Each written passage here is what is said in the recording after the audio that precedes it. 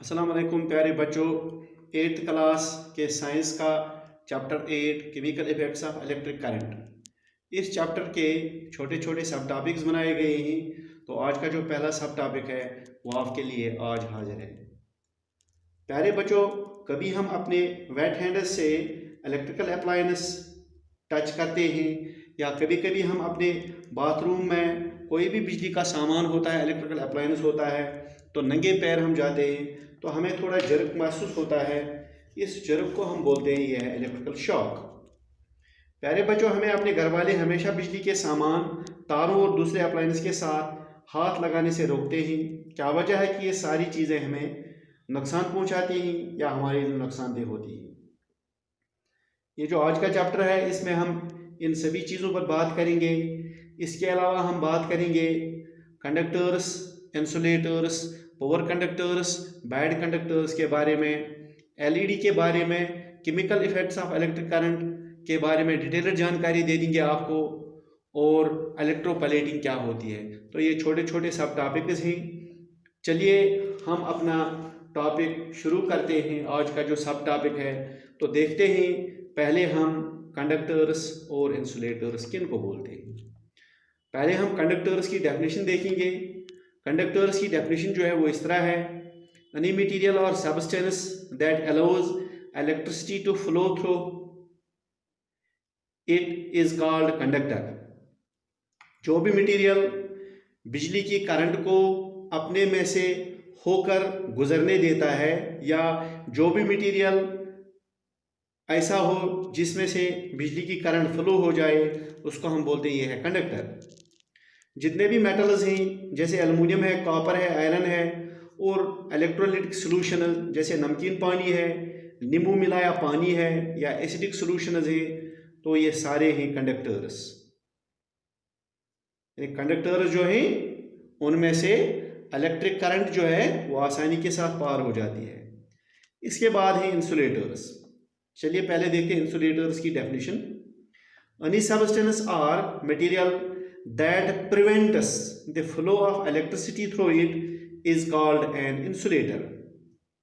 जो मटेरियल बिजली के करंट को अपने में से गुजरने न दे, इसे हम इंसुलेटर कहते हैं। जैसे प्लास्टिक है, पेपर है, क्लॉथ है, वुड है, या दूसरे लफ्जों में इन अदर वर्ड्स हम ये कहेंगे any substance can be called as a conductor of electricity if it allows movement of charges through it. कोई भी चीज अगर चार्ज को अपने अंदर से गुजरने दे तो हम इसे कंडक्टर कहते हैं। The electrons of the conductors can flow freely, they are delocalized and hence can take electric current through them। यानी कुछ इलेक्ट्रॉन्स ऐसे होते हैं चीज़ों में जो फ्री इलेक्ट्रॉन्स होते हैं, जिनको डिलोकलाइज्ड इलेक्ट्रॉन्स बोलते हैं। वही डिलोकलाइज्ड इलेक्ट्रॉन्स जो होते हैं वही इलेक्ट्रिक करंट को एक जगह से दूसरी जगह लाने ले जाने के लिए जिम्मेदार होते हैं। तो शक्ल दिखाई गई है, आप शक्ल को देख लीजिए। इसमें फ्री इलेक्ट्रॉन्स या डिलोकलाइज्ड इलेक्ट्रॉन्स दिखाए गए हैं। ये फ्री इलेक्ट्रॉन्स होते हैं जिनको डिलोकलाइज्ड इलेक्ट्रॉन्स भी बोलते हैं। इन्हीं की वजह से करंट फ्लो होती है। अब देखते हैं हम insulators. Insulators do not allow the flow of charges through them because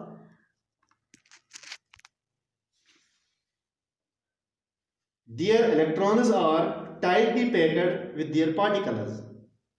insulators जो होते हैं उनमें फ्री इलेक्ट्रॉन्स नहीं होते हैं, क्योंकि उनके जो इलेक्ट्रॉन्स होते हैं वो उनके पार्टिकल्स के साथ बिल्कुल चिपके हुए होते हैं, वो बंद होते हैं, यानी उनमें फ्री इलेक्ट्रॉन्स नहीं होते हैं। तो इस वजह से उनमें से करंट फ्लो नहीं करती है। पावर कंडक्टर्स किन को बोलते हैं?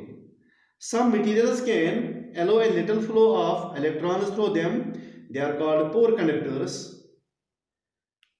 देख लीजिए कुछ चीजें ऐसी हैं जिनमें से इलेक्ट्रिक करंट गुजरती है लेकिन बिल्कुल कम गुजरती है, तो हम ऐसी चीजों को बोलते हैं दे आर पोर कंडक्टर्स। यानी उनमें से इलेक्ट्रिक करंट जो है वो बिल्कुल कम गुजरती है, कम पार होती है, तो हम इनको बोलते हैं दे आर पुअर कंडक्टर्स।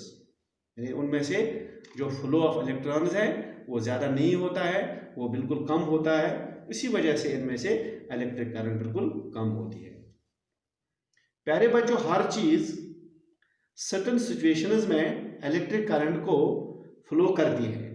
मिसाल के तौर पर air is a bad conductor of electricity. Air जो है एक इलेक्ट्रिसिटी का एक बैड कंडक्टर है, लेकिन जब थंडरस्टॉर्म होता है और लाइटनिंग होती है उस वक्त एयर में से चार्जेस फ्लो करती हैं। इसलिए अगर हम कहें कि मटेरियल्स को हम क्लासिफाई करते हैं गुड कंडक्टर्स और पुअर कंडक्टर्स में इंसुलेटर्स के बजाय, अगर इंसुलेटर्स के बजाय कहेंगे हम substances are good conductors and poor conductors.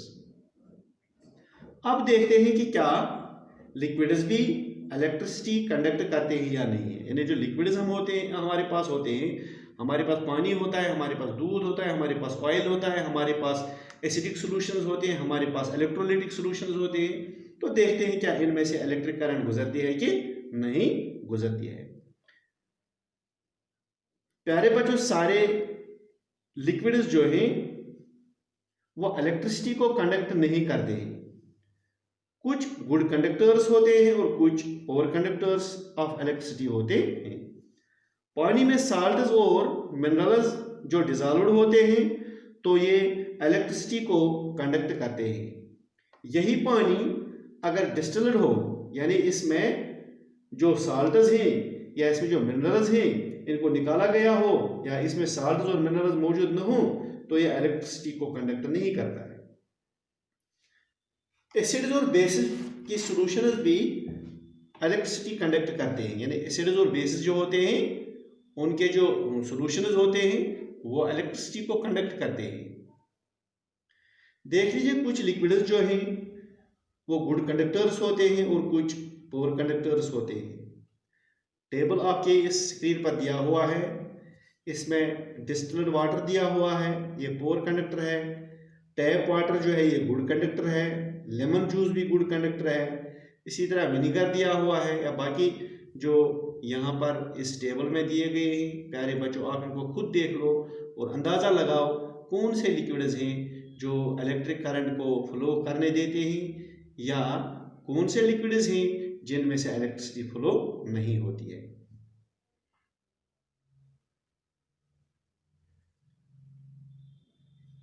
अब देखते हैं कि लिक्विड्स किस तरह इलेक्ट्रिसिटी को कंडक्ट करते हैं। यानी पहले बच्चों अब हम जानकारी ले लेंगे कि जो लिक्विड्स हैं वो किस तरह इलेक्ट्रिसिटी को कंडक्ट करते हैं।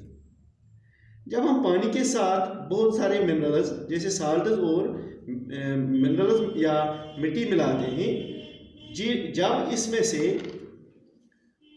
करंट गुजरती है तो वो मटेरियल्स एक दूसरे से पॉजिटिव और नेगेटिव पार्टिकल्स की सूरत में दूर हो जाते हैं। यानी अगर हम पानी में साल्ट या मिनरल्स मिलाते हैं तो हम उसमें से इलेक्ट्रिक करंट गुजारते हैं, उसमें से इलेक्ट्रिक करंट डालते हैं, तो वो जो पानी है जो ये सॉल्यूशन बन गया इसका, इस साल्ट का या इन मिनरल्स का पानी के साथ जो मिश्रण बन गया, तो जो ही इलेक्ट्रिक करंट इसमें से गुजरती है तो जो पार्टिकल्स हैं वो अलग अलग जाते हैं।